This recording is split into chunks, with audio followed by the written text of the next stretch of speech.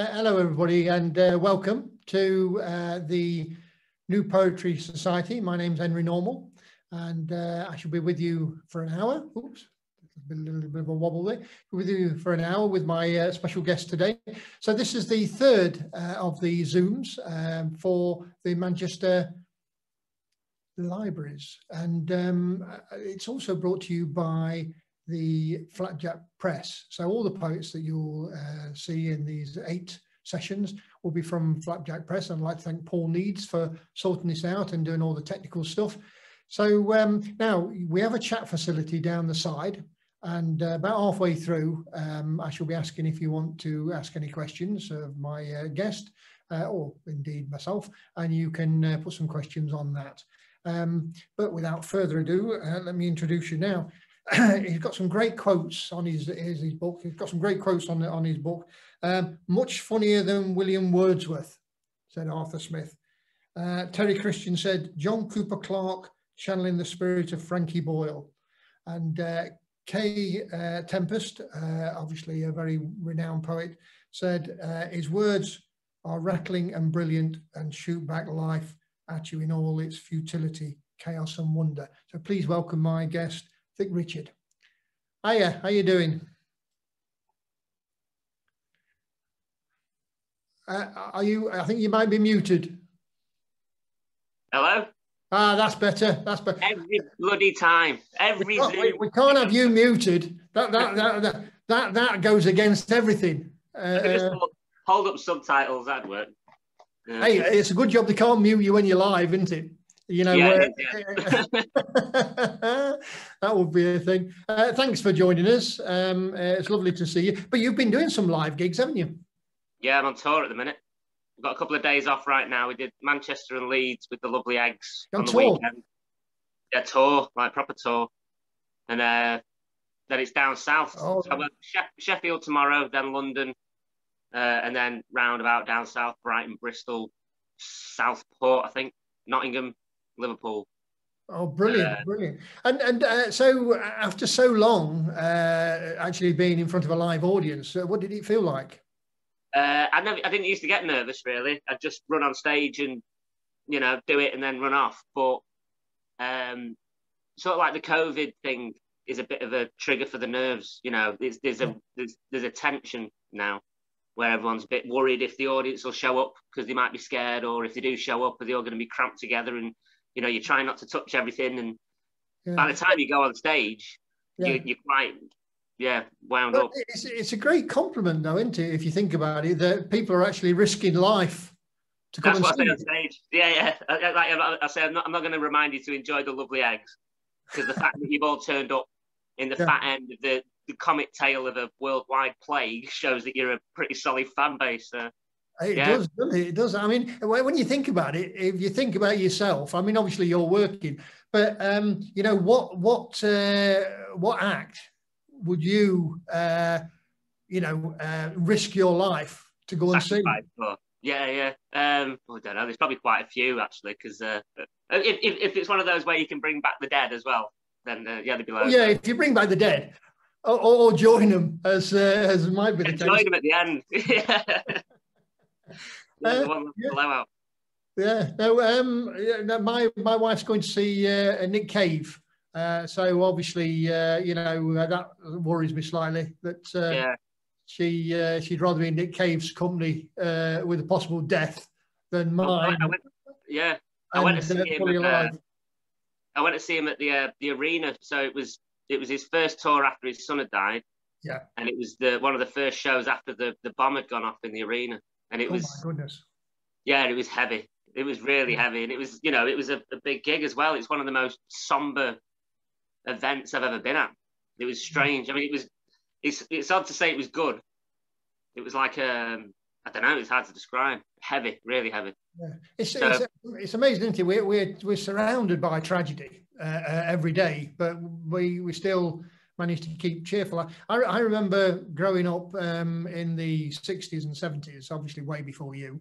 But every night time when we got back from school, there'd be the Vietnam War on the news. So that was like the sort of the backdrop to my you know, sort of adolescence, really. Right. And I don't think war and you know, sort of the negative side of the news has ever been off. No, they keep pumping it out, don't they? They keep pumping it out. But now you do a range of subjects. I love this book, Read 'em and Weep. It's your second book, isn't it? Yeah, that's the second one. Yeah. What was the first one? Vaudevillian was the first one. That's a great name. You're very good with titles. I love a good title. So and the name, of course, Thick Richard. So where did the name Thick Richard come from? It actually came off the side of a bottle of ketchup. It was my mate Bob who thought of it. It said thick, rich, and delicious. It used to have written down the side of the bottle. So he shortened it down to that. So it was his idea. Well, I like it. So you're in a double act, weren't you, at one point? It started off as a double act, yeah. We both wanted to be in a band, and no one had let us join the band. But he was good at organising gigs, and I was writing lyrics for different bands and stuff. And then the original idea was, he went around Charlton and bought loads of children's instruments. Yeah. And he had like a crappy little drum kit and a saxophone that blew bubbles and stuff. And then we went to this open mic in Charlton, and he was going to play these instruments and I was going to read the lyrics out.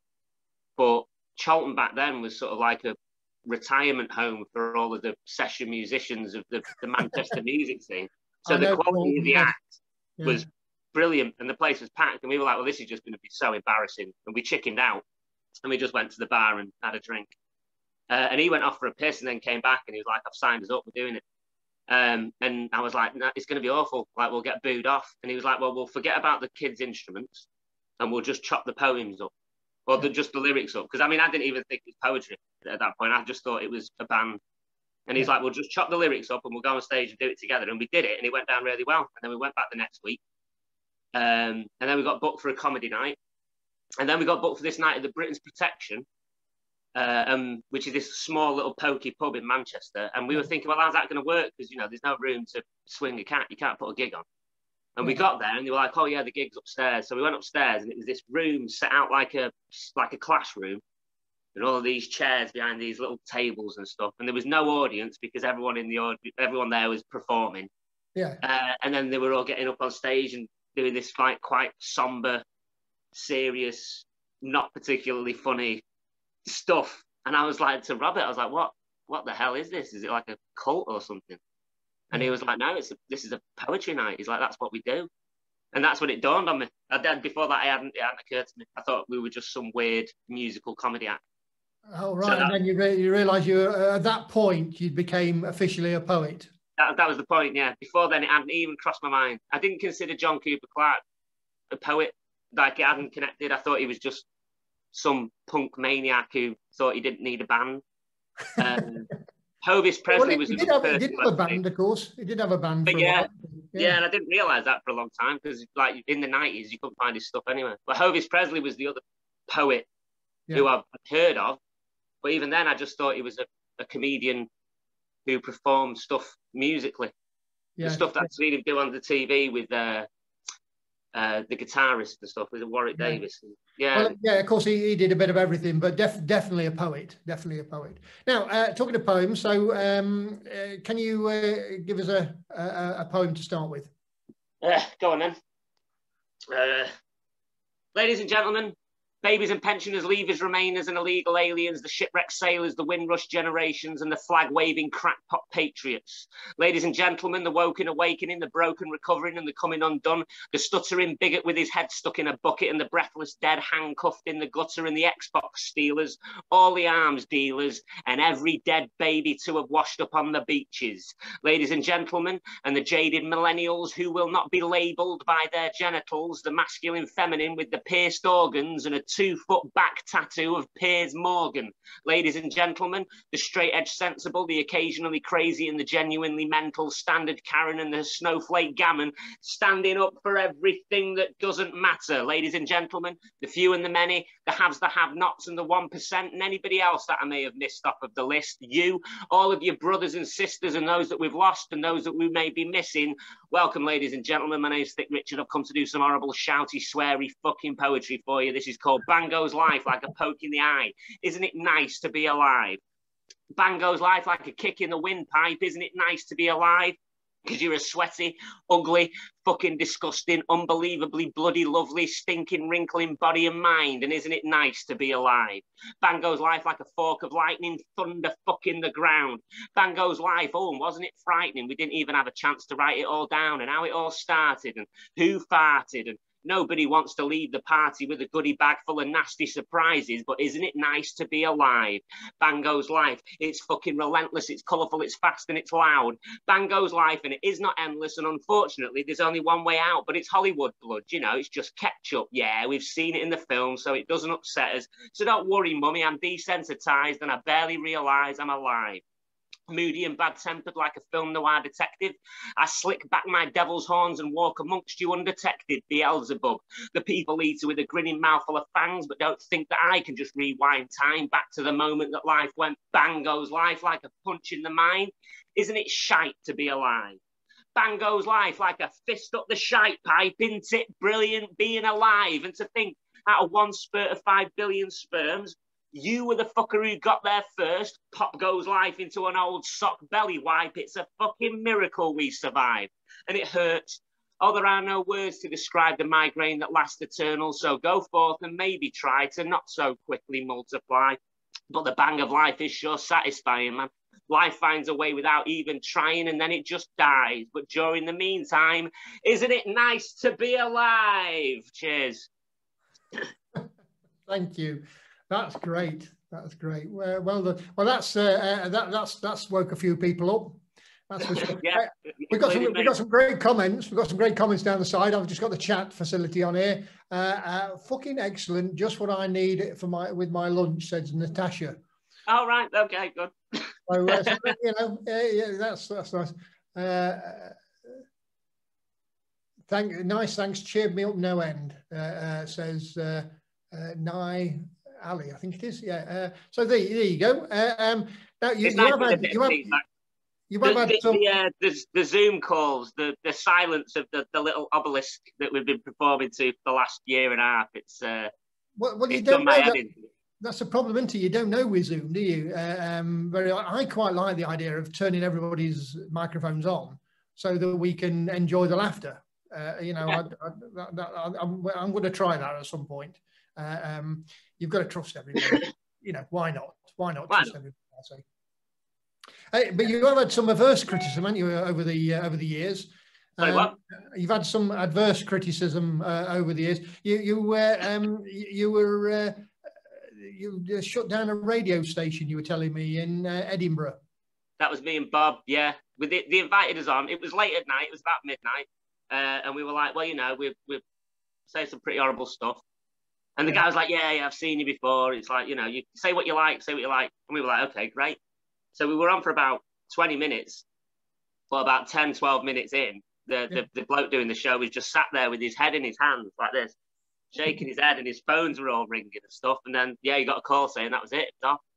So it was all pale and like upset when we left. And we were like, well, you did say, like, you know, say anything. But what I've found whenever I've seen you perform and when we've been talking is you don't swear that much in conversation. You're quite precise in your use of swear words. Yeah, and I never swear in front of my kids either. You know, and I did a show called Swear School, which was all about swearing, and I sort of talk about it, but you know, make of that hypocrisy, like what you will.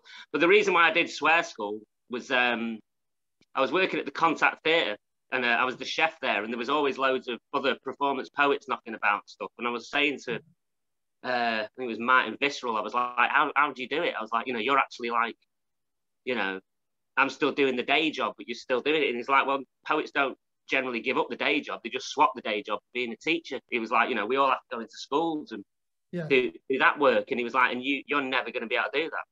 And I was like, no, I'm not. There's nothing I could take. They wouldn't let me anywhere near the school. So that's when I wrote Swear School. I was like, if I can't take my material to a school, maybe I could write something that I could take to colleges and stuff. And I started doing the research for it, and it took probably about 6 years to write it, because once you start delving into that kind of stuff, it's endless. It just goes on forever. So the show ended for about an hour and 20 minutes. So you looked into where all the swear words came from. Yeah, there's the history of it, and then there's the colloquialisms, and there's you know it was big, and I can't be bothered doing it anymore, frankly, because it's very fast speaking for a very long time. And there's one point where I end up with a puppet on each hand, and I'm trying to talk about a really difficult subject. And one of the last times I did it, when you have those moments where you just think, what the fuck am I doing?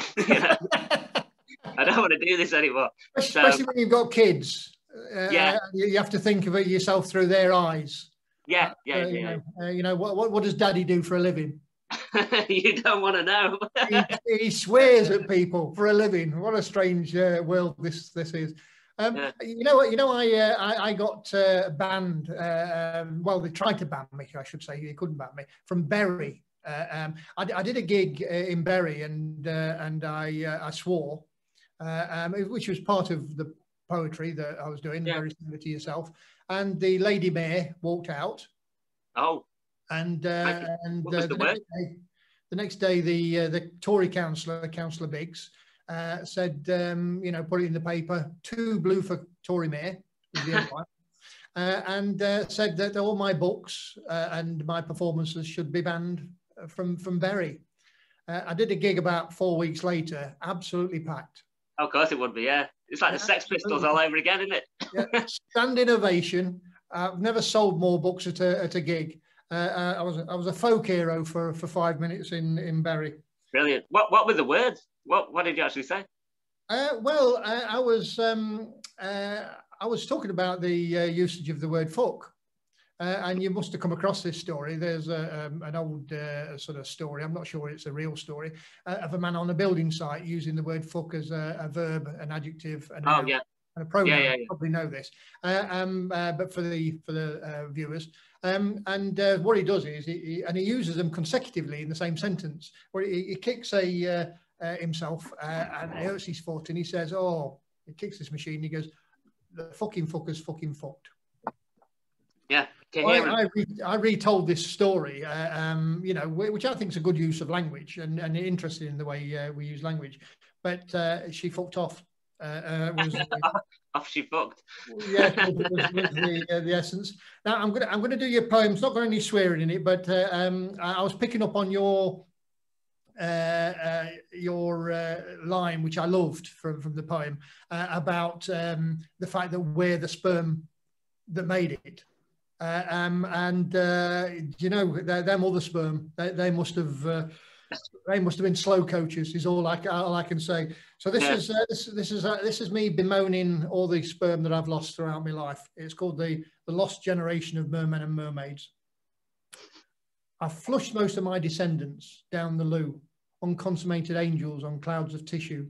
I've squandered over 5 billion emissaries en route to fertile ovaries. Wasted another 5 million destination unknown, stunting my growth more than their own. Oh, cemeteries of condoms I've created, non-starters, not begat, but now belated. Dumped die-hard deliverers of DNA, trash tadpole triggers of the family way. Minute Duncan Goodhue that go no further than gossamer graves and milky mass murder. Cul-de-sac germination, timely entrapment and termination, a self-induced final solution, ethnic cleansing of my own evolution. Very good. I picked up that you love playing with words, which is one of the things I love to do. There's lots of puns in your stuff, and lots of alliteration, and lots of just great wordplay. Yeah. Love wordplay. Yeah. And it's great because reading your book, I'm chuckling at the wordplay as well as all the the sentiments as well, and very often, because you read very fast, sometimes you don't pick everything up on the first go. Yeah, well, tough. You have to come and see me twice. Come and see that or buy the book. Buy the book. Yeah, buy the book, and then next time you see me, read along with the lyrics like you're listening to a 90s indie album. Yeah, that'd be great. You can put the page number up like you're in church.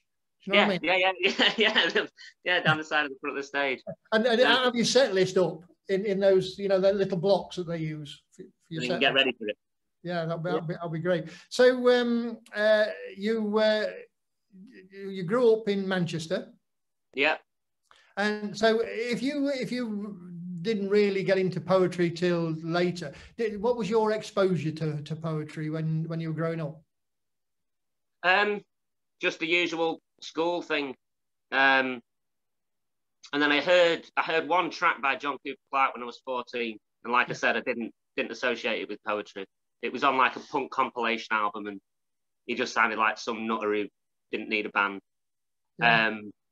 And then, because I was buying a lot of like secondhand records and stuff, sort of like around then, like in the 90s. But in Manchester in the 90s, he was like a myth.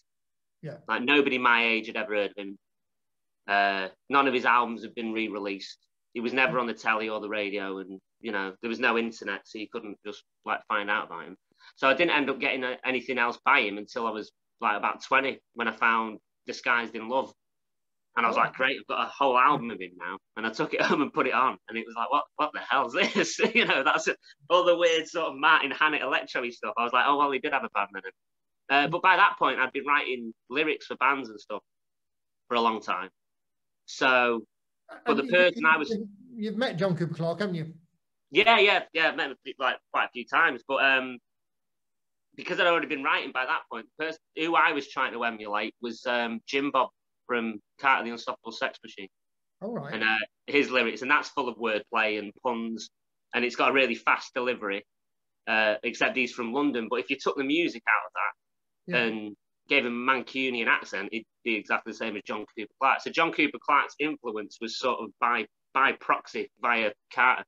Yeah. And then when I started hearing John Cooper Clarke, that's when it, you know, I was performing by that point, but it was like, okay, yeah, that's a huge influence. Well, I've got to say, I was influenced by John Cooper Clarke. I saw him in Sheffield when I was in my early 20s. And he was performing to, you know, about 300 people, and they're all stood up and cheering. And the only other poet I'd seen before that live was Roger McGough, where everybody was sat down, and you know, it was very much a sort of a polite applause. And I love them both, but they're very, you know, different. And I was drawn to the rock and rollness. So I did gigs with sort of lots of bands. Pulp, probably the only one that you've heard of. But I enjoyed that. But you've got to be a little bit quicker on your feet, haven't you, when you're in front of a band? Yeah, you do. Yeah, it's they want the energy in it. So because it's the Lovely Eggs who I'm on tour with. I don't know if I mentioned that before, right. But yeah, so they're like kind of like, you know, it's punk. Like psych punk kind of stuff, but I'm the second support. So before me, oh god, I can't remember the name. DK. Oh Christ, I should have written this down. The support actor right before me, they're kind of like a sort of like very heavy, sort of electro-y punk kind of stuff. They've got two drummers, you know, and then I have to follow that, and I can't even play one drum kit, and I'm going on talking. Do you know what? So, yeah, you've got to be fast. Yeah, having done it, you know, in my youth, I applaud your courage for doing it, because you know, I know it took. I got nothing else that I was good at, so by default, I forced myself to do it.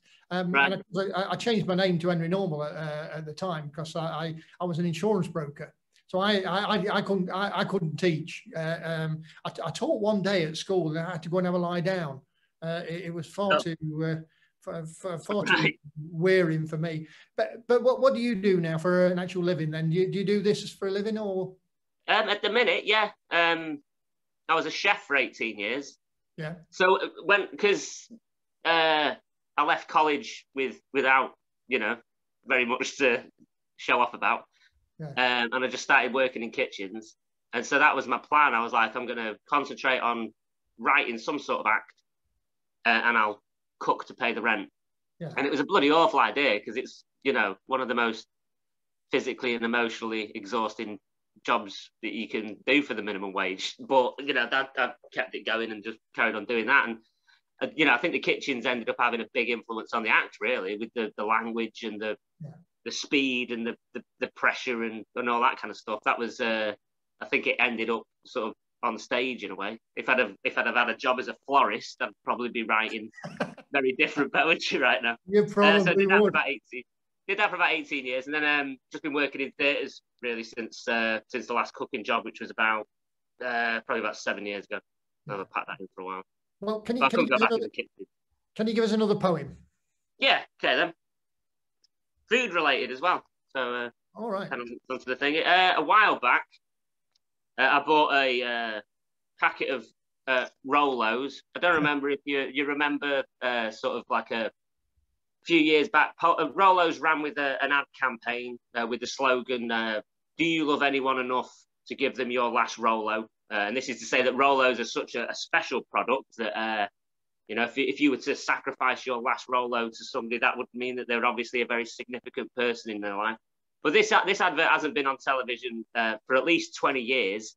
And so without that immediate cultural reference, I found this packet of sweets to be extremely upsetting. And so this is the letter of complaint that I've written to Rolo. Dear Rolo, I bought a multi-pack of your Rolos from Quality Save 4 months ago, which have subsequently caused me such introspective distress that I've only just begun to feel emotionally capable of sending this message. Initially, I had planned on eating the sweets when I had returned home from the shops. Sat on my couch in front of the telly, I opened them, but before I could eat the first one, I noticed a question on the front of the packet in a lettering not much smaller than the product name itself, asking, do you love anyone enough? My hand that was holding the Rolo I was about to eat slowly lowered from my lips as I whispered out loud to myself the question so that I could truly understand exactly what it was the chocolates were asking me. Do I love anyone enough? They weren't not simply asking, do I love anyone? A question already incredibly inappropriate for a packet of sweets to be asking. No, the Rolos were quite specifically asking if I had loved anyone enough. A question that most adults won't begin to contemplate until they experience the loss of a close family member and the inevitable feeling of regret that bereavement brings. So to say that the asking of this question was unexpected is a huge understatement.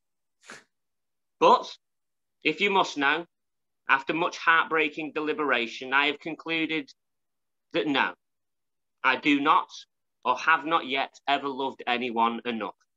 The Rolos have forced me to recognize a cold, emotionless wall I have allowed to build up around myself, intended to protect me from the harshness of the world, but which is instead left me incapable of ever truly understanding the possibly mythical notion of love. Once the tears subsided, I found myself wondering why. Why would a company choose to place such a staggeringly melancholic thought in the minds of one of their customers about to enjoy their product? Is it really necessary of you to collect this such data from your consumers? And would a phone call not be more appropriate? I understand that an email or social media may come across a little frosty, but to ask such things via a packet of sweets is frankly outrageous and downright bewildering. The idea of returning to this packet of sweets is still too painful for me to consider. They remain open but uneaten on the arm of my couch, gathering dust. Unloved, you could even say. But in return for my response that you so bluntly asked for, you could perhaps tell me why. Why was all this pain necessary? What have you gained from this knowledge? What do you plan to do with this information now that you've obtained it? And why are the packets half the size that they were 10 years ago? Kind regards, Thick Richard. And I didn't get a response. I sent this by messenger. They didn't get back in touch. What if this was genuine? I mean, they might have thought I was, obviously taking the piss, but no, I love that. I love that to bits. There's many a time I've thought about, writing to someone, but that's good. Do you know what I like about that? Is a lot of your poems sort of point the finger elsewhere. And it does to a certain extent, but there's a certain vulnerability of yourself that you put into that as well. So that says something, about you as much as it does about Rolo. And I applaud you for that. It's quite difficult, especially in some of the gigs that you do, to actually put yourself out there. Yeah, pointing the finger elsewhere. Yeah, but then kind of slightly turning it back in at the same time. Yeah, and include yourself in the conversation. We've got some great comments here. Like this very much. I want to visit the alternate universe where Thick Richard works as a florist. Right, I think we should open up to questions. So if anybody's got a question there for Thick Richard or myself, do type it into chat, and we'll ask away, and we'll answer it as best we can. So yeah, here we go. Question. Somebody's written question at the start, so you know it's a question. That's nicely done. What's the best accent to have if you're a performance poet? I'm a Londoner, and obviously swearing sounds stupid if you're a Southerner. I wouldn't say that. I think the Southerners are quite good at swearing. Attila the stockbroker's a Southerner, isn't he? He swears a lot. Yeah, he does. But then, so is he like West Country? Because I've had several converstions with him, and he sounds like he comes from a different area, depending on. He's Brighton, lives in Brighton. Right, okay. Now, my favourite of all the what you call the rant poets, which Attila was part of, was Seething Wells. Did you ever get to see Seething Wells? No, I never saw him, but I know him. Yeah. If you can read his stuff, but I actually filmed him, and of course he had a London accent, but he was so acerbic and so on the front foot, sort of attacking things that he didn't like. He swept you with him with his. Right. And do you know, for me, it doesn't really matter what accent. I mean, you think of Billy Connolly and his great Scottish accent. Yeah. I don't think it matters what accent you have, does it? I mean, obviously, a northern accent is it helps, pleasing to the ear. Yeah. My all-time hero of like performance or poetry and stuff is Vivian Stanshall. Like he's the king in my opinion, like the modern Shakespeare. So he grew up in Southend, where it was all teddy boys and stuff, and but he was raised by this sort of like army fella, stiff upper lip guy. So he ended up with this like really well-spoken, sort of crisp, radio perfect voice. And I don't think I've ever met anybody who actually speaks like Vivian Stanshall. Now, I think the key is to be authentic, isn't it? Is to be yourself. Absolutely, yeah. Not try to be something you're not.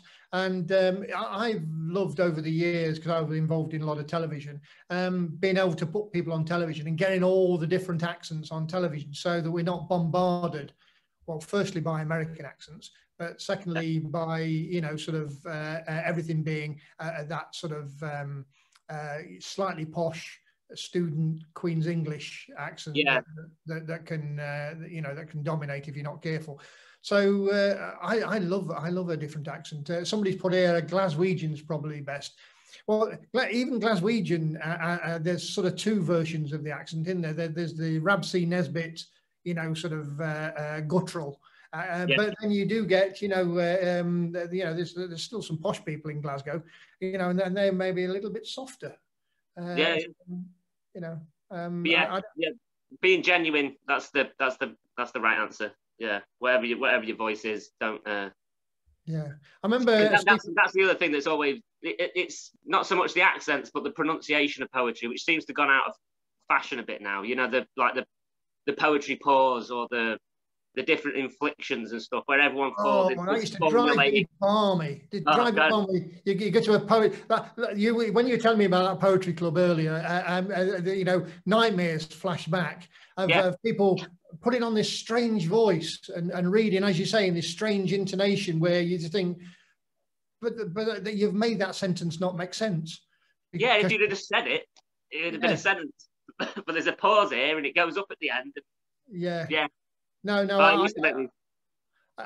Steve Coogan often said that some of my poetry only rhymes in my accent.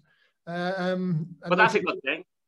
Yeah, so that's something that you need to do with your accent. Yeah, because there's a lot of stuff that I say that if it was spoken in whatever Queen's English, it wouldn't scan or rhyme at all. Yeah. What you say? It always annoyed me that the best combo from Liverpool had too much US in their twang. I suppose that would be the Beatles. Yeah. Yeah, it's very strange when see, when I was in my teens, I was a big Led Zeppelin fan, and they came from around Birmingham. Never sang in a Birmingham accent, strangely enough. But when they went to America, I think it was a particular album that marked their going from England to America, which was the fifth album. The voice just became American, and I used to think there's one of them must be wrong. You can't have both accents. That's quite weird. I mean, well, if they robbed all the tunes off the blues musicians, they may as well rob their accent as well. You know, take the lot. I'm not going there, but I see what you mean.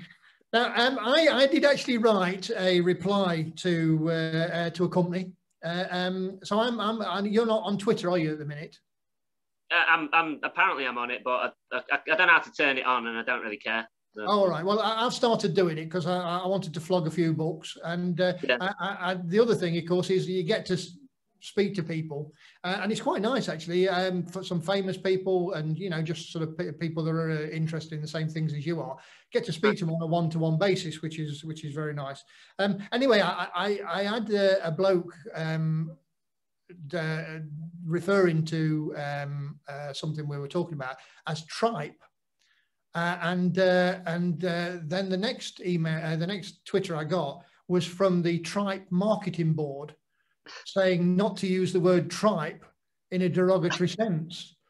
And so I wrote a little poem back to the tripe marketing board. But obviously, being Twitter, you've got to keep it to a certain number of words and a certain number of things. So this is I've no beef with tripe. I'm not the type to snipe at tripe, though others find the subject right, and some it seems to flummox. My peace pipe I'll fill with edible stomachs. Under a white flag, I send my respects, with no intention to slag or vex. When offered tripe in a bag next, I'll try to curb my gag reflex. Brilliant. I like offal, but tripe's too much for me. Yeah, I love getting a word like that and thinking, what the hell am I going to rhyme with it? Hey, there's loads. Yeah. I bought my dad tripe for Christmas. He likes it. He likes a bit of tripe. Yeah, he's keeping the tripe industry going. Good. Yeah, not for me. In a way, it's no different to anything else. It's all about taste, isn't it? Now, very happy to answer any more questions. If anybody's got any more questions out there, I think we've thoroughly answered the accent one. So you're gigging. So because you're not on Twitter, people can look up all the details of where you're gigging on Facebook. Is that right? Yeah, Facebook. I've put them up on Instagram as well, and also if you follow the lovely eggs, or I think they probably do the Twitter thing. Yeah. Oh, right. So lovely. Yeah, I get confused because people tell me that Facebook's for old people and Instagram's for young people. Have you found that to be the case? Yeah, I mean, I don't really enjoy Instagram that much. It's just like photos of people in places, or I don't know. The Facebook's funnier. Yeah, no, I like I asked a question this morning. So I'm doing this BBC Radio 4 show about aging. So I just asked, what would people regret in life? What's the regret? And of course, I got loads and loads of replies, and some of them funny, and some of them are touching. And I love that, being able to ask a question and get a response. And sometimes I put poems up, and people will send me thoughts on it, or they'll send me their own poems and stuff. So quite nice to be able to do that on a one-to-one basis. Did you put poems up on Facebook? I make little videos, and pop them up, or I tend to do the recorded performance things rather than type them out, and I prefer the delivery kind of thing. So people can watch little films of you doing the poems. Yeah. I did have a good one on Twitter once. There was a show in Manchester that was celebrating the 50 years of Dylan going electric.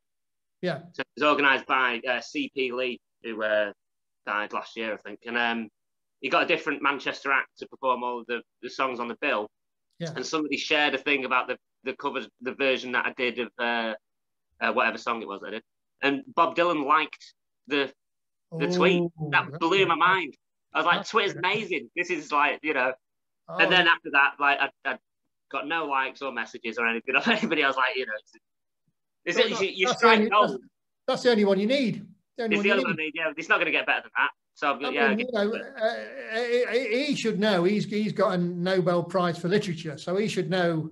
You know what's what. Yeah. But who's going to tell Bob Dylan to write something in 50 characters or less? You know, I'm surprised he bothers with it.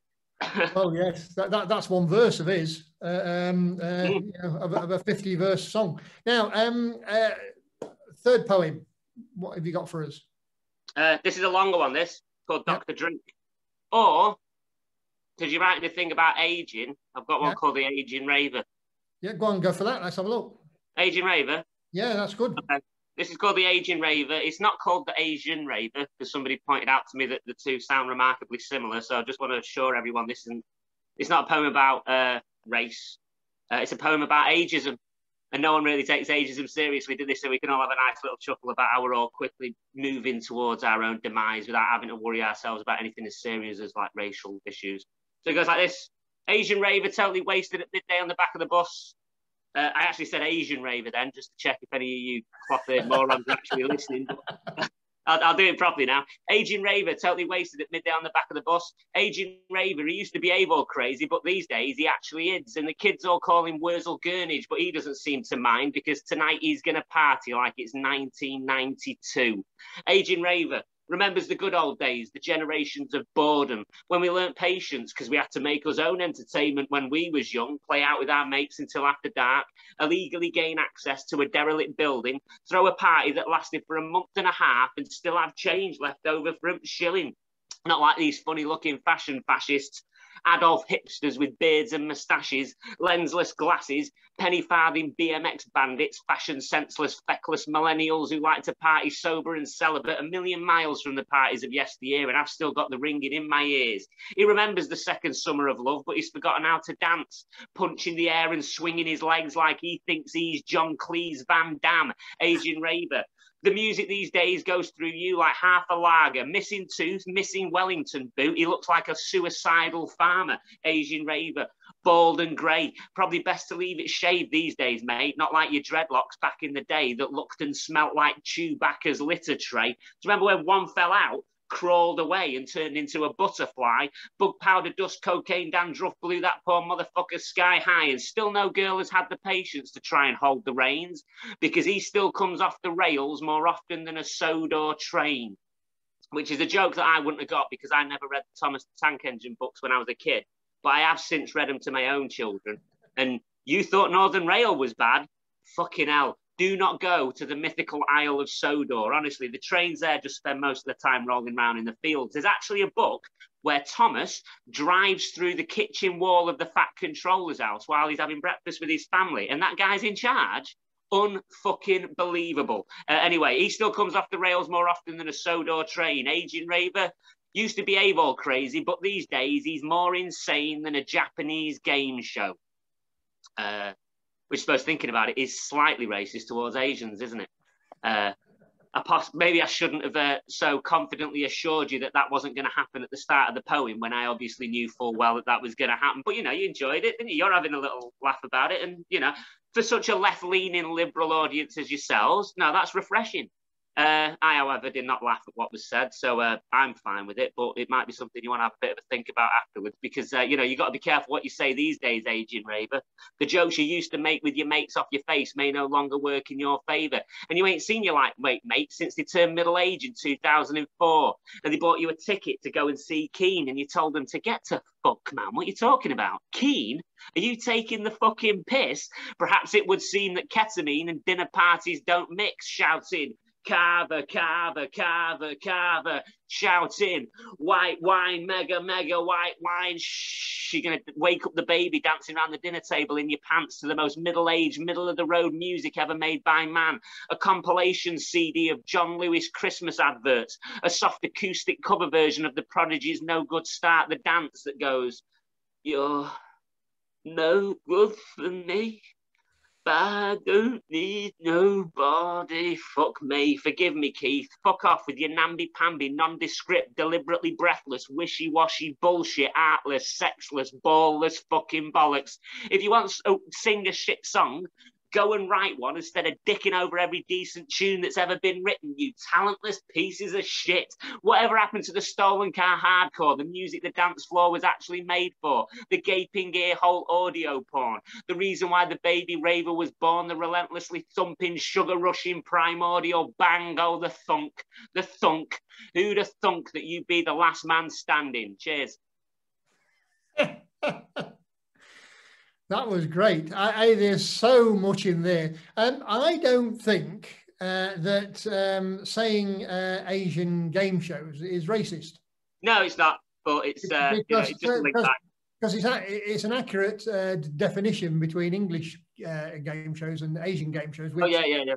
Certainly for a time, obviously I'm not up to date. Certainly a time were more extreme. When they were buried up to the neck in sand and covered in jam and ants and stuff. Yeah. You see, I think that it's quite interesting with people's, with the, sort of the culture we've got at the moment, where people jump down on any reference that you have, as though you're not allowed to say anything about another culture. So long as it's accurate and you're not generalising in a put down sense that you're sort of belittling somebody's culture. I think that's just an observation that something is like an element of somebody else's culture. I mean, we'd be hard pressed to get references that's not an element of somebody's culture.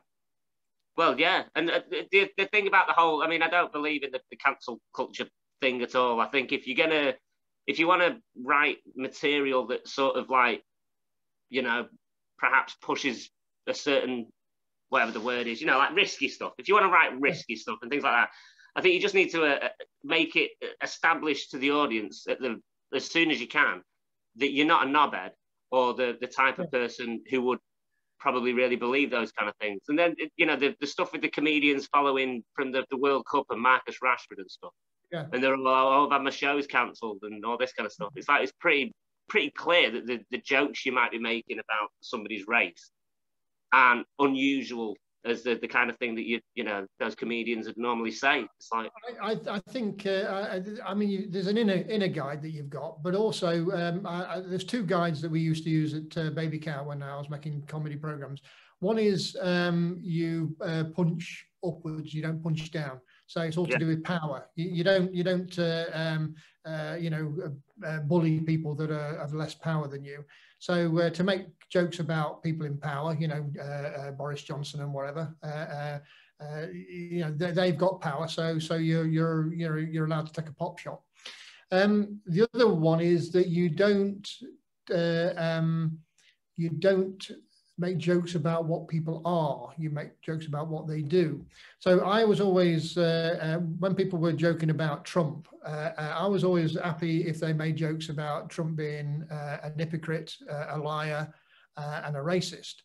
But if they made jokes about his hand, which was apparently quite small, I thought, well, that's not his fault. Then you can't make fun of him for being orange, though, because that was a choice. That was a choice, yeah, absolutely. So anybody that's that chooses to do something, then you can question that choice, can't you? I think we've all got an opinion on that. So I think those are two quite good guidelines. That if I know from lots of people in the past that you can have the right material, but if people don't listen to it, if they just they can misunderstand a joke very easily. I did a show in London a while back, and that was on like a short tour. So the next day I was on my way to the next venue. I got this message off the promoter, and he said someone in the audience is demanding to know why you thought it was acceptable to use the N-word in your opening poem. And I was like, I'd never say that. I didn't use that. And I had to like rack my brains to try and think of what had happened. And in the opening poem that I did, I make a joke about Arnold Schwarzenegger. So I had to send a message back saying, like, well, this would be what happened, but, you know, before you start accusing people of saying stuff like that, maybe make sure that you're actually paying attention to what's being said on stage, because, you know, Arnold Schwarzenegger, isn't it? Well, yes, and a very powerful man indeed. Let's have a look what we've got here. Loads of great comments saying that they've enjoyed that. Do it at 120 BPM, somebody's put. Oh, that's a good idea. Yeah. Love the caterpillar dreadlock. Mr. Shaky Hands was Nero I can't even say that word, diacist. Now, somebody's put here, how did the gig go with Jerry Sadovich? Oh, it was good, but also pretty intense. He's a very shy, very polite guy. Have you ever gigged with Jerry Sadovich? No, I've heard some stories about him, and they put me off. Yeah, well, that's understandable. But I mean, on stage, he's an absolute tyrant. But backstage and chatting to him and stuff, he was very, very, very quiet. You know, quiet and slightly nervous, and very sort of polite, and seemed worried that he might upset me almost. With things like the way he sort of behaved around me. They were really, really sort of like uncharacteristically nice bloke. Yeah, I'm keeping an open mind, but I've never had the opportunity to see him live, so you know, I can't really say. He does divide people, I know that. He certainly does, yeah. He smashed two people's phones in the audience. He got his cock out, and a bloke in the audience had a heart attack, which he then made a joke about before realising that the guy was actually like having a heart attack, and then he ran off stage and they got him an ambulance, and then he came back on and finished the show. But my goodness. Yeah, intense, really intense. Very I had somebody throw up during one of my gigs, and yeah, obviously I went over to make sure he was all right, and he was, but you know, it wasn't a particularly gruesome poem. I think it was because it was late night, but that's quite extreme, isn't it? Quite a few people retch. What's that? I've had quite a few people retching, like coming up to the after show saying that they were gagging and heaving, but I've not actually made somebody physically sick yet. So that's a goal. Yeah. Now we're coming up towards the end. Did you have a fourth poem for us? Well, that was two at the start, but I could do another one now if you want. I could do a quick one. Do it as a quick one. That would be lovely. Okay, this is a poem. It's the only poem that I've got that doesn't have any swearing in, and it's about fucking. The pinch, the squeal, the smack, the scream, the slap, the tickle, the laugh, the plea, the bump, the thump, the naked lunch, the over-emotional pump of the blood, the rough, the tumble, the grapple, the thrust, the rush, the muscle, the pull, the push, the grasp, the clasp, the panting gasp, the frantic ask for faster. The tension peaks, the flex, the squeeze, the clench, the tease, the sweet release, the stretch, the tremble, the shudder, the fit, the spasm, the passion, the bite of the lip, the frenzied rush, the push, the gush, the quiver, the shiver, the flutter, the flush, the fall, the huddle, the wallow, the roll, the hold, the fold, the envelope. Cheers. That is brilliant. It was written in real time, that one, by the way, folks. Yeah. My goodness. Your brain. If I'm ever practicing at home on my own, I can usually like knock that out in a couple of seconds. Yeah. So next week I've got, let's have a look. I've got Anna Percy. Do you know Anna Percy? Oh yeah, brilliant. Yeah, I'm looking forward to her. So I know she was born in Norwich, but has lived in Manchester for a long time now. Yeah, she's just down the road from me now. I think around the corner. Is that right? Oh, so because I think there's a Manchester connection to all the poets that I'm going to be talking to. So that's the same time. That's next week. So I want to thank again the libraries for the Manchester libraries for sorting us out and promoting it, and to Flapjack Press. So your book you can get from Flapjack Press, and you can still get your other book. Vaudevillians still available. Yep. Vaudevillians still available, so you can get that direct from Flapjack, or you get other internet places available. So I'll leave us with this this poem. I was thinking about the way we avoid the word death, and we have all euphemisms. You were talking about euphemisms for swearing, and you know, death's one of those things where we try to be polite. And my favourite euphemism was shaking hands with Elvis, which I thought was such a lovely, you know, it almost makes you want to look forward to it, doesn't it? So this is essentially a bit of wordplay and a lot of euphemisms that I've found. So here we go. So we'll end with this. And thanks everybody for listening in. I hope you've enjoyed it, and I hope you'll enjoy me next week. And thanks, I think, Richard, for being brilliant today. So this is called Shaking Hands with Elvis, or Wearing a Wooden Onesie. If there's one thing you can trust, each one of us will bite the dust, go belly up and go bust, join the just and the unjust, kick the can, pay the ferryman, buy the farm, lose our charm, go west, pull on a vine vest, snooze under the soil, shuffle off this mortal coil, come to terms, count the worms, croak, choke, go up in smoke, become an ex-gal or an ex-bloke, greet the grim reaper, become a late sleeper, disappear from the map, take a dirt nap, fall off our perch, spend half a day at church, lose the life force, ride the pale horse, take the last bus, become posthumous, cross the river Styx, snuff out the candlesticks, check into Motel Deep 6, pop our clogs, meet Hades' dogs, melt into the mess, lie on the wrong side of the grass, kick the bucket, tell life to fuck it, give up the ghost, become toast, be gone in for a Burton, pass through the curtain, cash in our chips, pucker our lips, kiss our ass goodbye, and die. Our final form filled in, Elvis has left the building. Nice. Thanks a lot. See you later, everybody. Cheers. Bye-bye.